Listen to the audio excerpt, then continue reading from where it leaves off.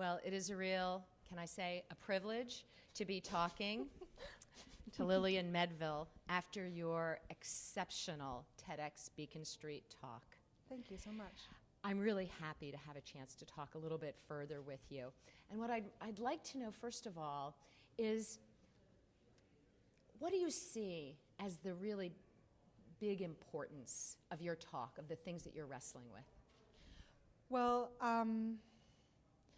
I think that for most of, at least American history, we have a large group of people who are deeply impacted by systems of oppression, but mostly white people and other privileged people, and we avoid the topic. We avoid the issue because we like to pretend that it doesn't impact us. And what I'm hoping to get out is that this does impact us, this is personal, and this is our problem, our mess, and we need to clean it up. So who do you hope will see your talk? And is there like a prime window when people are amenable to change? And that's when you want to target them, or anytime? I think that change comes to people at different times. I think that anyone can adjust their thinking, just like my grandfather did, you know, nearing his deathbed. He opened his eyes and he saw value in something he didn't see value in before. So I think it's never too late. I think we just need to decide to be different, and we need to decide to be more conscious and make different choices and hurt other people less. And that's really what we need to do. And I think that, I hope that through this talk and through hopefully playing the game, people will get more comfort with the uncomfortable and will be able to face the things we're afraid of.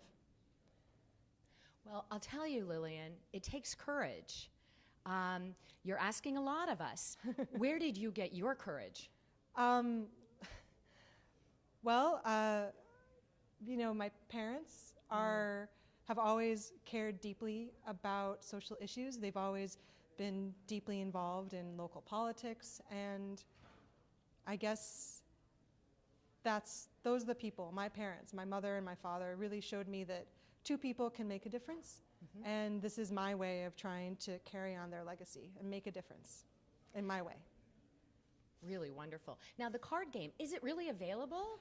So right now, it's a facilitated game. So right now, in order to play it, you have to hire me to come run it.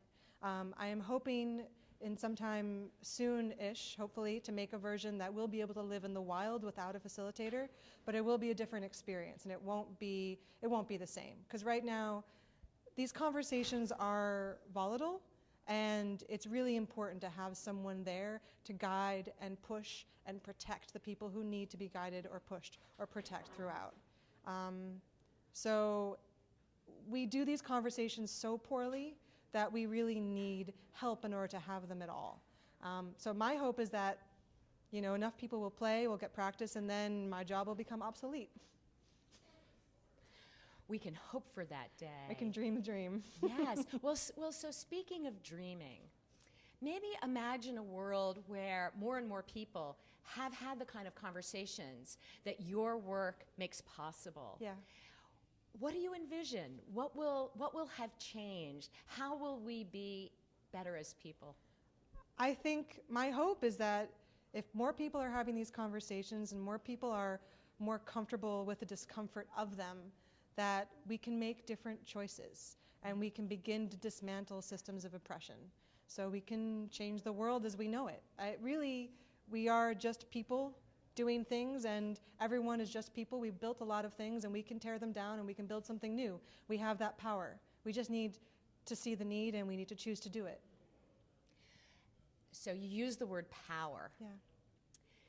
And it seems to me that when it comes to systems of oppression, there are people in positions of power that need to also take this on. Yeah.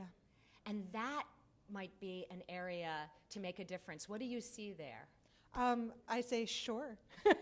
Absolutely. I want to run the game with anyone who wants to get better at this.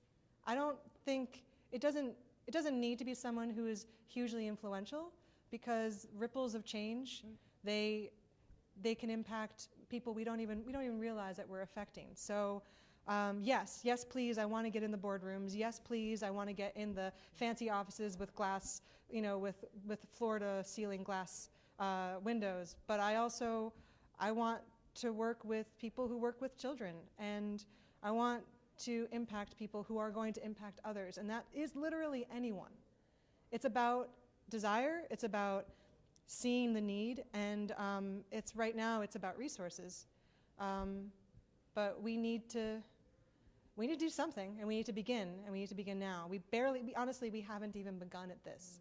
And that's the thing that's so frustrating, is that we've been talking about civil rights, and we've been talking about feminism and sexism and patriarchy and the Me Too movement, and this stuff has been the same for decades, and we've barely even begun, and we need to do that now. Well, Lillian, I'll tell you, you are an incredible spokesperson for the possibility of taking what has been unspeakable Thank you. and making it something we can finally communicate about. And it's been implicit in everything you've said. What you're making possible is more love in the world. Yeah. So I really salute you. Thank you. Yeah, thank you. If we can hurt each other less and love ourselves more and love each other more, it's so simple and it sounds so cliche, but we really can't do anything if we don't deal with ourselves. And that's part of this work, is really dealing with who we are and what we bring to the table, the implicit biases that I have, the garbage that I bring into every room I walk into, and at least being aware of it and not trying to pretend that terrible smell isn't there at all, but to say, oh, that stinks and I'm working on it, but it's going to take some time. Honestly, that is such an amazing step, and that would be so big if we had even even just a small group of people who are able to do that. I really do think that enormous change could happen. Well, Lillian, thank you so much. Thank you. You are making that step happen, and we're really honored to have had you here at TEDxBeaconStreet. Thank you. Thank you. Thank you so much.